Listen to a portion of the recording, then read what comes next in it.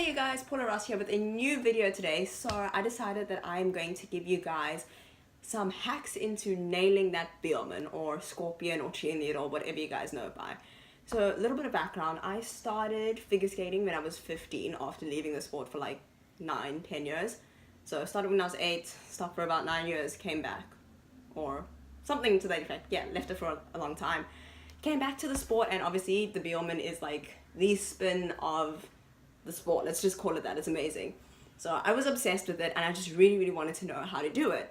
So I started rhythmic gymnastics also at 15 to help with my flexibility, and then started competing in that arena. So when I first tried the biellman, I googled tutorial after tutorial. I did back stretches, my back was becoming flexible, but there's so many hacks and different stretches that you need to know in order to master the biellman that nobody tells you about.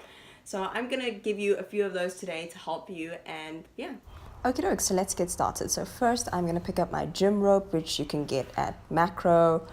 I'm not sure how much it is, I've had it forever and a day. And I'm gonna fold it in half, stretch it out, and then into 4 parts. From there, I'm gonna make sure that my form is nice and straight, and I'm gonna take it over my head in one motion if I can.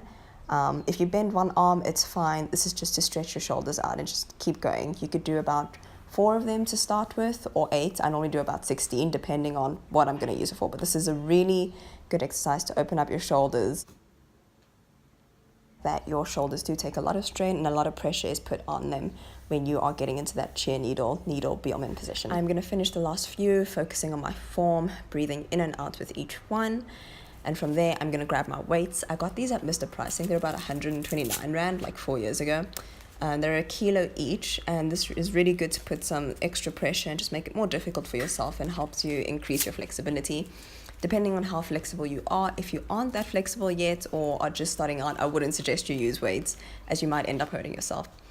So once I've got those on and they're nice and secure, I'm going to go into like swinging my shoulders, but I'm going to do it in a way that's very controlled. I'm going to do it backwards first and then forwards. You could do about 4 to 8. I normally do about 16, but for this particular video, I think I just did 4. From there, I'm going to go side to side and try and get my wrists to touch, and then big circles with both arms. You'll notice in this particular video, I am using my full body and kind of making it a full body wave.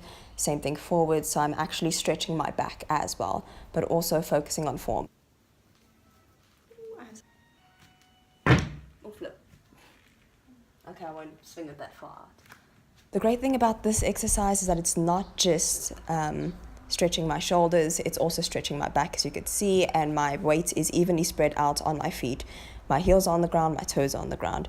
So I'm very gently, not as roughly as what I did in the beginning, going to swing it outwards to keep stretching and turning my body out as much as I can. I think you can do about 4 to 8 on each side. Depending on your flexibility, you know your body. You could feel, what is enough, what is too much. Being in this position and keeping my legs absolutely still also stretches my hamstrings, as my legs are a little bit apart. And the only thing that is moving really is my upper chest and my shoulders. From there, I'm going to stretch back and just swing my arms forward, keeping them in line with my head. Very good back stretch and shoulder stretch as well as the hamstrings, as I mentioned earlier, and keeping my back as flat as a table. If it has a bit of bend in it, that's good. This little stretch that I'm doing here is all dependent on your flexibility, but really good to open up and loosen your hips. So I throw that in occasionally. Now I'm going to sit up straight into butterfly position, stretch my shoulders out as much as I can using my other hand.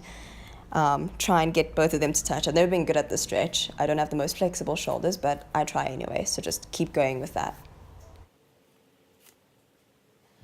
Once I've done that, I'm going to go into my all-time favorite cat stretch and try and get my shoulders as close to the ground as possible and hold that for about 10 seconds or so. I'm quickly going to grab my rope, fold it in 4 parts, and then this is one of my favorite exercises, very tiring. Stretches my shoulders, my hamstrings, my back. I'm literally going to go do those same shoulder rolls that we did earlier in the beginning of the video, but I'm going to take it through my feet. You will also see my shoulders are a lot more warmed up as it's going all the way back, and it's a lot easier. So these stretches are really effective. Also, if you're starting out, 4 to 8. If you're a little bit more advanced, 16. From there, I am going to put my weights onto my feet as ankle weights. You can literally use them for almost everything, which is why I love them. And then I am going to start with my leg stretches, because leg flexibility is super important when you're doing the biellman. It really uses every part of your body, as well as stretch my back a bit. All of these stretches are actually in the very first video I did, beginner's stretching follow along routine. So all these kick variations is there slowly explained. Once my legs are all warmed up a little bit, I'm going to go into this stretch, which is very good for your back, and just hang there and try and get my elbows to touch the ground. You'll see I'm trying to be as straight as possible. From there, I am going to slowly grab my ankles and then bend down as if I'm going into a squat, and then go even further. And this is really good to open up my hips, and I'm going to do this a few more times. Just get comfortable with it. Have your feet about a width apart, like not that far apart, and just rest there for a bit. This is such a good stretch. It's very painful in the beginning, so don't push yourself if you can't manage it. Do this about 4 times or 8, whatever's easiest for you, better for you. Once I finish those, I'm going to go into more kicks to warm up my back and my legs. I'm going to a few side stretches, do a few back sit-ups. This is really good to strengthen your back. From there, rock the boat a few times. This is literally everything in the beginner stretching vlog. And then from there, I'm going to some oversplit lunges and really try and deepen the stretch as much as I can to open those hips up. Because part of the biellman scorpion is a lot of flexible hips. You need to have that because you have to be able to lift your hip up. So I'm going to hold each of these lunges, I think, for about a minute if possible. Also arch my back because that gives it a nice good stretch. From there, get into a few pliés to open up those hips a little more, stretch them shoulders out. And then shake out my feet because it does become very painful. From there, I'm going to go into all my splits. I think I can't split on my right leg, I can split on my left. I'm not like fully down. So hold those for about a minute each, middle split as well.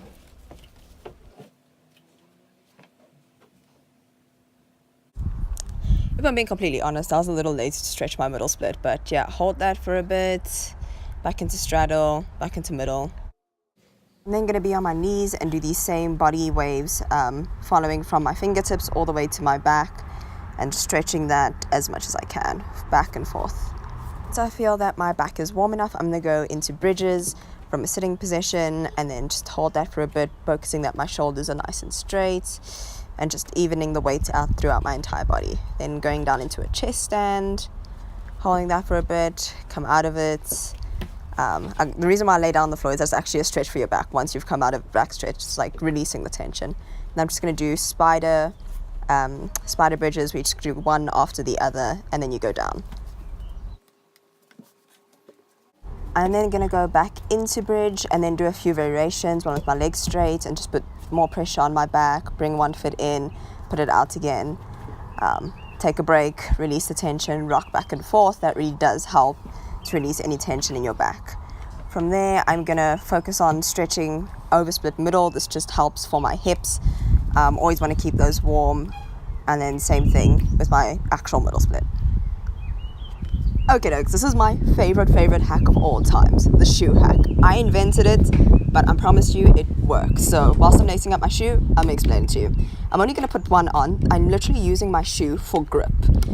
Mainly the position that you start with, you turn your hand outwards when you are, gripping your foot, and then you like twist your shoulder. That's why it was so important to warm up our shoulders in the beginning. And it just becomes very difficult to try and grip your little foot if you have small feet like me. So I started like that, and it just makes it so much easier to get my hand around it. And I just use my other hand to place it on there, and from there pull it straight up, and there we go, voila. And that for me is pretty much the fundamentals of the biellman. I'm going to do it the other way in reverse, so that you can see that my back is fairly straight and aligned and it's not like to the side. And those are literally my beginner hacks. There are so many more that I will teach you guys as we go along, but this is most definitely what helped me fast track my progress when getting the stretch. Hey you guys, that is the end of today's video. I hope you like it. Like, subscribe, let me know if you want to see more of those. That is literally just for the scorpion. That's not for cheer needle or sign needle or anything like that. I'll do more routines and follow-up routines because that requires more in-depth stretching and core and all of those sort of things. So this is really just like beginner's level that you could work towards depending on, where you are. So until next time, bye.